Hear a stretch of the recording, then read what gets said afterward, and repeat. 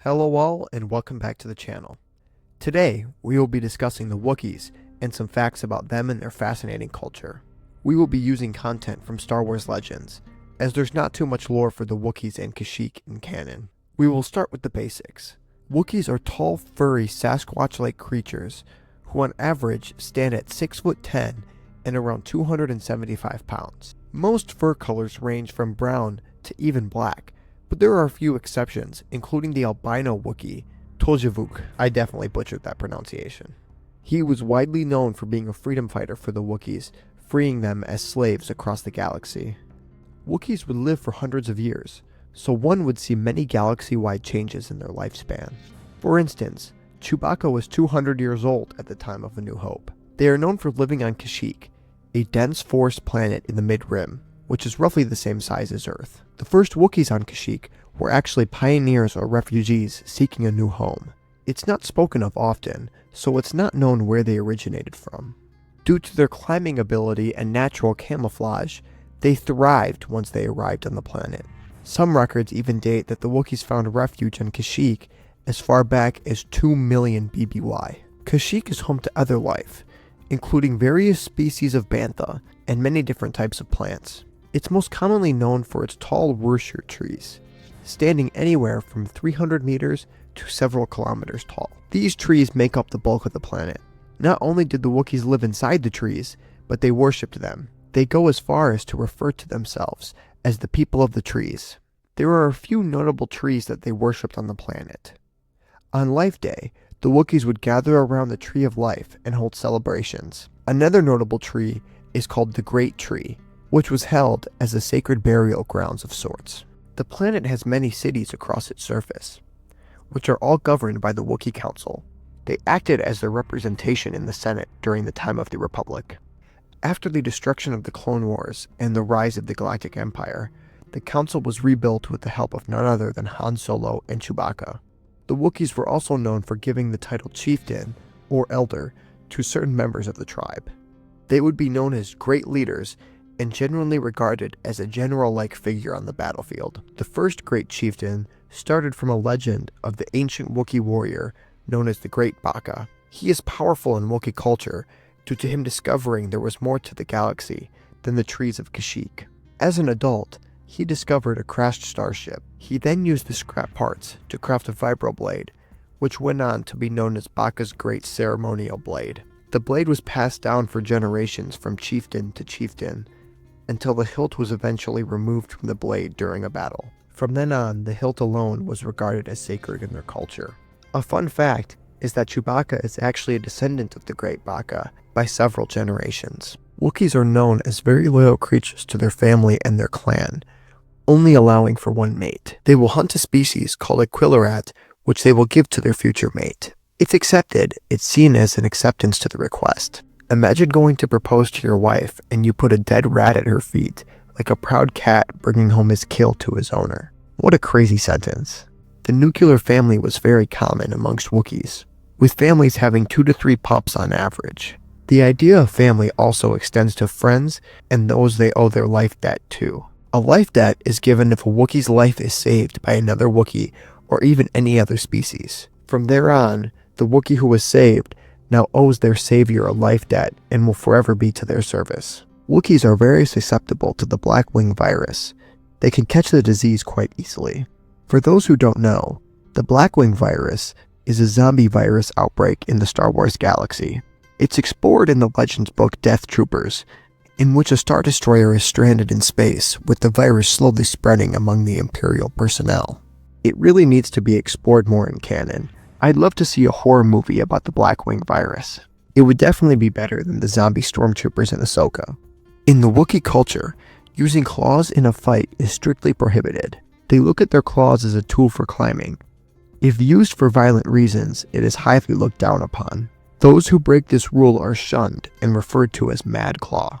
One Wookiee known for this is the albino Wookiee we mentioned earlier. Even though he was a freedom fighter, he was looked down upon by his tribe. He believed their rules were just a social construct and were keeping the Wookiees enslaved across the galaxy. He rebelled and was then revered to as Mad Claw and shunned by his tribe. Many young Wookiees, to prove themselves as men, would travel to the lower levels known as the Shadowlands to hunt a siren plant. Siren plants are large carnivorous plants with long tentacles that use pheromones to lure in its unsuspecting victims. They are known for being incredibly dangerous, so killing one is no small feat. I almost think of those plants on Umbara that wrap up Pong Krell in their tentacles. Once down there, 2 Wookiees would hold the plant in place for a third to go in and cut off its siren fibers. The young Wookiee would then wear them around his neck as a show of honor and strength. Other forms of initiation were going to the Shadowlands and just learning to survive at the ground level of the forest. They are in fact quite intelligent and resourceful. There's a saying in the galaxy that goes, "Give a Wookiee a knife and send him into the forest in the morning. By evening, he will have carved you a table to eat at and a house to put it in." They were obviously very creative creatures, making them very desirable for slavers across the galaxy. They also weren't unfamiliar with technology, often being starship mechanics. We can see Chewbacca definitely knows his way around the Falcon. Wookiees were enslaved at one point by the Zerka Corporation. They were free for thousands of years, up until the Empire took power and didn't take a liking to the rebellious nature. They would then be enslaved until the fall of the Empire and the birth of the New Republic. Their culture despised warfare and didn't partake in it. They weren't unfamiliar, but they chose to stay peaceful creatures. So much so that when they had a personal disagreement, instead of fighting it out like humans, they would have an intimidation match. They would stomp, hiss, and growl, and see who can make the strongest impression. The winner would then win the fight, if you could even call it one. They would really settle disagreements by deciding who has the most aura. Humanity needs to take some notes from these guys. If a fight did in fact break out, it was usually civilized and fair. The use of claws was strictly prohibited, as stated earlier.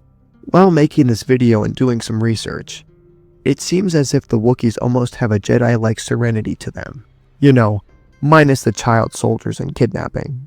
There are many dialects of the Wookiee language, but the main one across the galaxy is Shrirook. I definitely butchered that one as well. That's the most widely known dialect across the galaxy. Consisting of barks and growls, it was very difficult for humans to learn, and vice versa. Wookiees' vocal cords are physically incapable of making the proper sounds in order to speak basic.